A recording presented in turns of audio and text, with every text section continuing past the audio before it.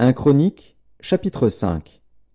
Fils de Ruben, premier-né d'Israël, car il était le premier-né, mais, parce qu'il souilla la couche de son père, son droit d'aînesse fut donné au fils de Joseph, fils d'Israël.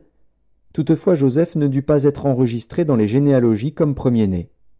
Juda fut, à la vérité, puissant parmi ses frères, et de lui est issu un prince, mais le droit d'aînesse est à Joseph. Fils de Ruben, premier-né d'Israël, Enoch, Palu, Hetzron et Carmi.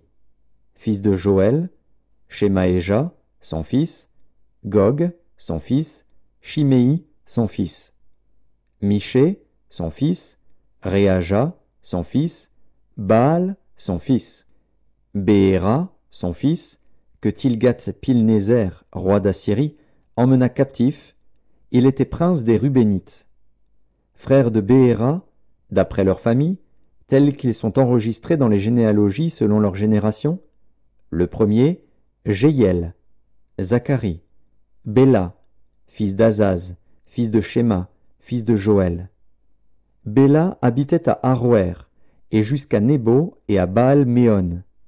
À l'Orient, il habitait jusqu'à l'entrée du désert depuis le fleuve de l'Euphrate, car leurs troupeaux étaient nombreux dans le pays de Galaad. Du temps de Saül, ils firent la guerre aux Agaréniens, qui tombèrent entre leurs mains. Et ils habitèrent dans leurs tentes sur tout le côté oriental de Galaad. Les fils de Gad habitaient vis-à-vis d'eux, dans le pays de Basan, jusqu'à Salca. Joël, le premier, Shapham, le second, Jaénaï et Shaphat, en Basan. Leurs frères, d'après les maisons de leur père, Mikaël, Meshulam, Sheba, Joraï, Jaékan, Zia et Héber, 7. Voici les fils d'Abikaïl, fils de Uri, fils de Jaroar, fils de Galaad, fils de Mikaël, fils de Jeshishaï, fils de Jashdo, fils de Buz. Achi, fils d'Abdiel, fils de Guni, était chef des maisons de leur père. Ils habitaient en Galaad, en Basan, et dans les villes de leur ressort, et dans toutes les banlieues de Saron jusqu'à leurs extrémités. Ils furent tous enregistrés dans les généalogies du temps de Jotham, roi de Juda, et du temps de Jéroboam, roi d'Israël. Les fils de Ruben, les Gadites et la demi-tribu de Manassé avaient de vaillants hommes, portant le bouclier et l'épée, tirant de l'arc, et exercés à la guerre, au nombre de 44 760, en état d'aller à l'armée. Ils firent la guerre aux Agaréniens, à Gétur, à Naphish et à Nodab.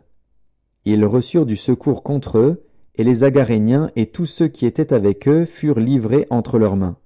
Car, pendant le combat, ils avaient crié à Dieu, qui les exauça, parce qu'ils s'étaient confiés en lui. Ils prirent leurs troupeaux, 50 000 chameaux, 250 000 brebis, 2000 ânes et 100 000 personnes. Car il y eut beaucoup de morts, parce que le combat venait de Dieu.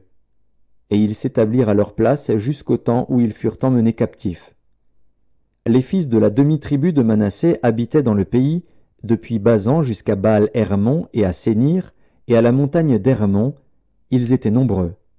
Voici les chefs des maisons de leur père: Épher, Jishéi, Éliel, Azriel, Jérémie, Hodavia et Jagdiel, vaillants hommes, gens de renom, chefs des maisons de leur père.